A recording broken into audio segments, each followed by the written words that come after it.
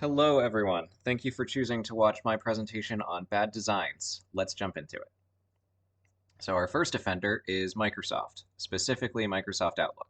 So let's say that I'm composing an important email that I don't want to accidentally send, and I paste something in and then go to do a new line, and my email disappears. And it's not in my drafts folder, it's in my sent folder, because I accidentally sent it by hitting Ctrl-Enter. So let's go into settings and disable keyboard shortcuts so that that doesn't happen again and that I don't embarrass myself by sending a draft. And let's delete the old one because I'm so embarrassed, using, interestingly, the delete key as a keyboard shortcut that still works for a couple of seconds after changing that setting. So here I am trying again to compose the full email. I paste and I'm holding down Control and hitting Enter just to make sure it's not working. And I'm able to finish the email because the email didn't send. So now I'm going to try and delete some emails using the delete key, and that's not working now because all of the keyboard shortcuts have now been successfully disabled, despite that delay. So what's the issue here? The issue is that Control-Enter is a default keyboard shortcut that's enabled for sending an email.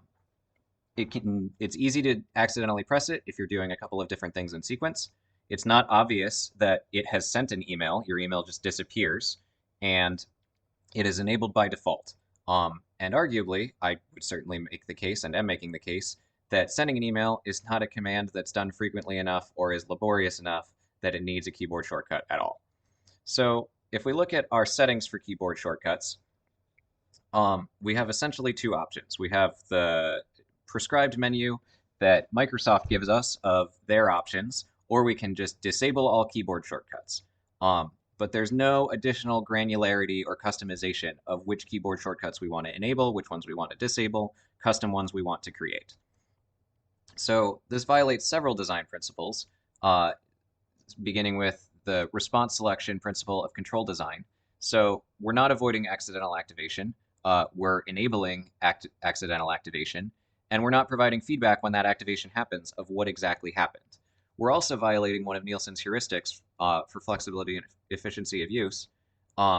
We are not able to choose, while we do have keyboard shortcuts for power users, we don't have any granularity and customization of those keyboard shortcuts, which is certainly a feature that we would want as a potential power user.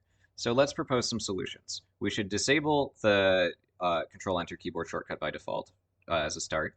We should also have a pop-up for when a message is sent, particularly if it's sent using a keyboard shortcut to signify that that happened, and potentially give us an undo button there in the case of using a keyboard shortcut to send.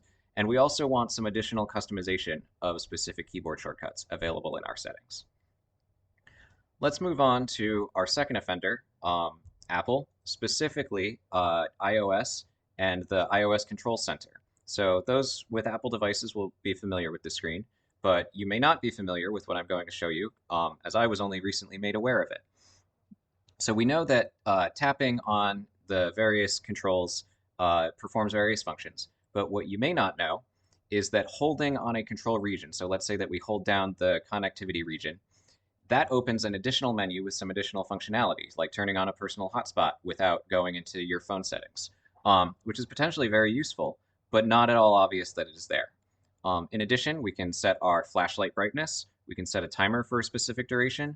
It really feels like they were stretching with what controls you might want for a calculator for parallelism here, but we can copy our most recent calculator result.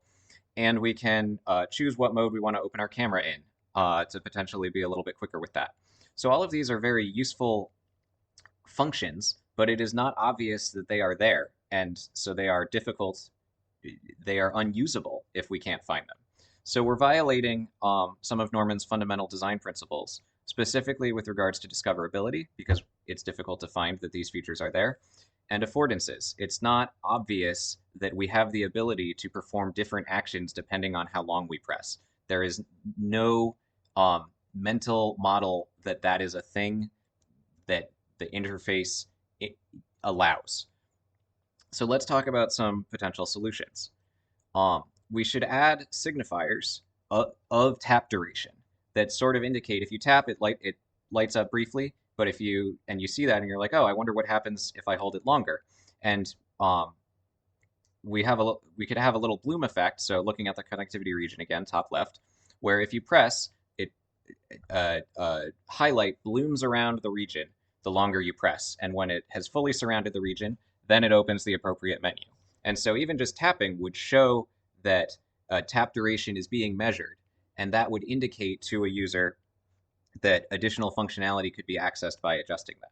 So Apple could certainly come up with other options for this, but some sort of signifier to that is in line with Apple's minimalist design principles would be beneficial to show that there are multiple degrees of functionality here. Let's move on to our third offender, Paradox Interactive, a developer and publisher of video games. And we're going to specifically talk about Stellaris, which is a game about running a galactic civilization. And so that is a complex task, it is a complex game, and it needs complex menus. Complexity is not necessarily a bad thing, particularly for complex tasks, complex games, complex industry software. So we've got a number of menus here to help us run our civilization. We've got a number of wizards and information available. We've got some economic information, notifications, game speed, directory of our planets, information of layers we can show on the map, some additional access to zoom in on the map, and then some favorites that we've got saved for quick access. So there's a lot of information here. I realize that my presentation of it has made it more overwhelming, but it's fairly well laid out. It's even using Fitts' law well. So most of it is laid out around the edges of the screen without multiple layers. So you just move your mouse to the edge of the screen, click what you want. It's easy enough to avoid errors there. So fairly well laid out, given how much is here, but there's certainly some room for improvement. So let's say that I have researched a new technology and want to design a new ship that uses that technology. So to design a new ship, which is an important capability, but it's hidden under multiple menus, and this is representative of a number of features of the game. So to design a new ship, I would go into Fleet Management in the sidebar. I would open the Fleet Management screen, then click the Ship Designer tab, and now I can design my new ship. So as an example, or further indication that this menu is difficult to find, it has moved since I last played this game due to a couple of updates, and so I was not able to find it, despite having played this game before and despite wanting to use it as an example of a menu that is difficult to find. So what is going on here? Let's talk about it. So the principles that we're violating, first we're violating some interaction design principles with regards to attention. We want to minimize access cost. We want functions that we need to be available easily. We're also violating some control design principles with regards to constructing a mental model. So we want location compatibility between the task we're trying to do and when we would try to do it. So let's think about possible solutions for when I might want to design a ship and where that menu could be accessed from. So let's say I'm going to build a new ship. I would go down in my sidebar of planets and space stations to select one of my shipyards, which would open this menu and give me a list of ship options. Wouldn't it be great if there were a button to choose a new design in addition to the designs already available?